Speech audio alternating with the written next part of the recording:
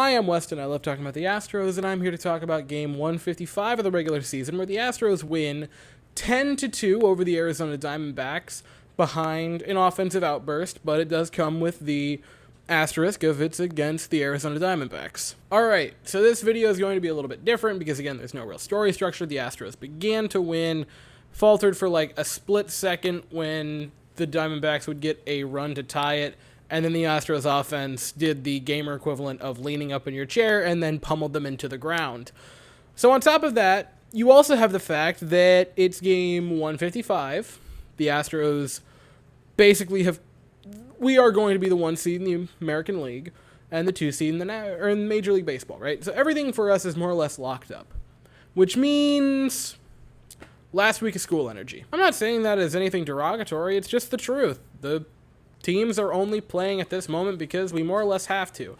The Diamondbacks are going to finish very far out of first place and anywhere near a playoff spot, and the Astros are basically going to sleepwalk the rest of the way to the 1 seed in the American League and just try to put up another maybe 105-plus win season. We're now at 103, if I'm not mistaken, 102. So, I mean, if you had a near-perfect last bit of the season, you have 7 games left. I mean, hey, if you win them all, you could set a new franchise mark, or if you go 7-1 with the last 8, but realistically, it's the last week of school, and the teachers and students are only here because they have to be. So all we're really looking for at this point of the season is good individual performances. If the team happens to win, that's awesome. That's what you want to see. You always want to see your team win, but if they don't, I'm not going to be too upset. However, the Astros did win tonight. Luis Garcia, we'll start with pitching, was mixed, and I would say mixed a lot. He gave up a lot of hard contact this evening. He did strike out 6 without allowing a walk and only gave up 1 home run. So those are all positive numbers.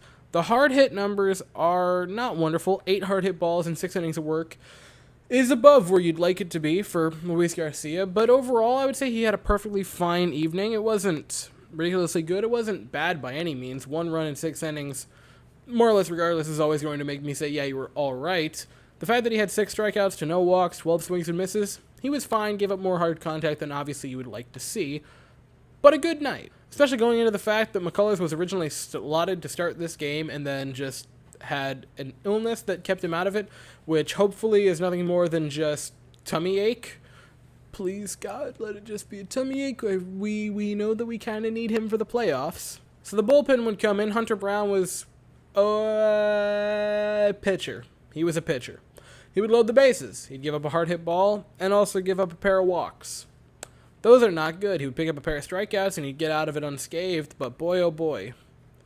Andre Scrub type beat. So Phil Maton would come in for the 8th and 9th. He would look pretty solid. He made one mistake, and it was to the first batter he faced after that batter attempted a bunt and then decided, nah, I'm just hit that one out. 1 hit, 1 run, no walks, pair of strikeouts, nothing too bad from Philliam. And I mean, just look at the numbers. It was an amazing offensive performance. 14 hits for the Astros tonight. I want to say we drew at least 4 or 5 walks. We drew 5 walks. Altuve at the top of it. Absolute monster.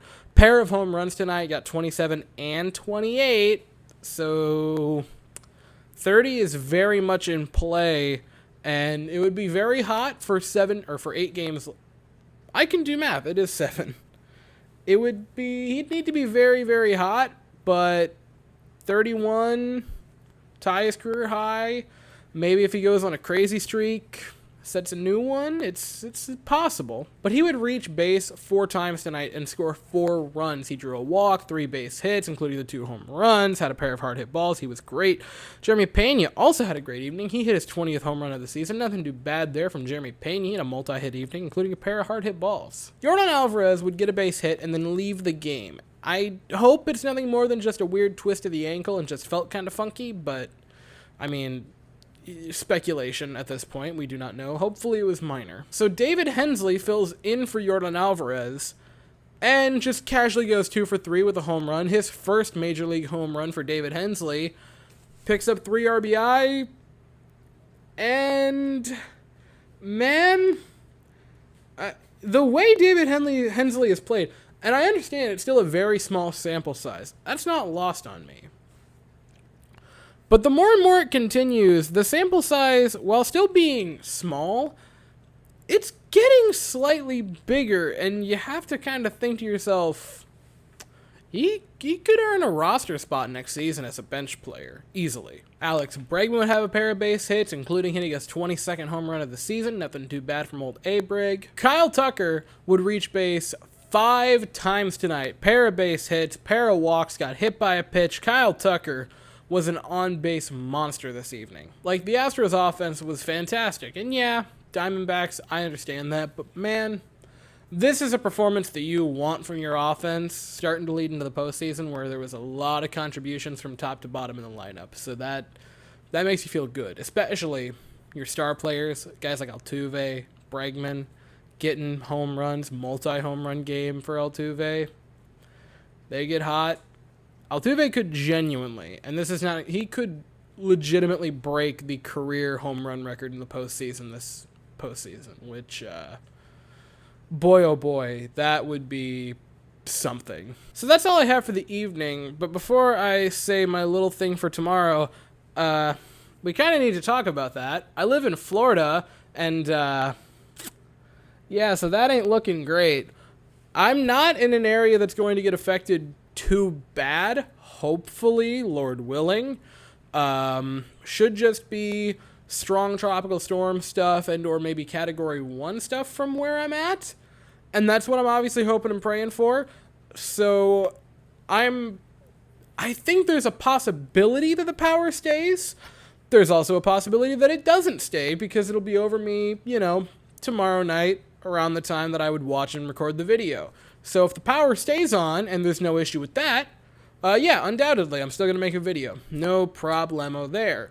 If the power goes and I don't have that, I can still watch the game. I have a tablet and what have you. But the video will come out much later. It'll probably be done by candlelight, and then it'll take even longer because I'll have to edit it on the MacBook and then send it back to my phone and have it upload via data instead of Wi-Fi, so it would probably take like a couple of hours to upload instead of 30 minutes. So depending on what's going on tomorrow, I don't know when the video will come out, but it will probably come out tomorrow at some point. That's a good question of when. But don't worry, guys. I'm not stupid. This isn't my first hurricane. I got the essentials. And I am making a joke with these things, but make no mistake whatsoever, I bought both of these because I wanted them. And this is why you don't read the nutrition facts, because one serving is 5, and it's 100 calories. I don't want to do that math. So I'll be here when I'm here tomorrow. The game is at 8:10 Eastern, 7:10 Central. The Diamondbacks send Zach Gallen to the mound, who's been a real shining light for the Diamondbacks this season and just a diamond among the rough. And we send Justin Verlander to the mound in what could be one of his last couple of starts for the season.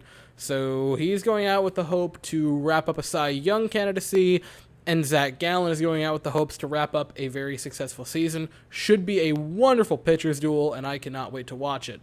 And then hopefully talk about it in timely fashion tomorrow evening. But time will tell. But that's all I have to say for the evening, so thank you all so very much for watching. I hope you all have an absolutely fantastic day, and as always, go Astros.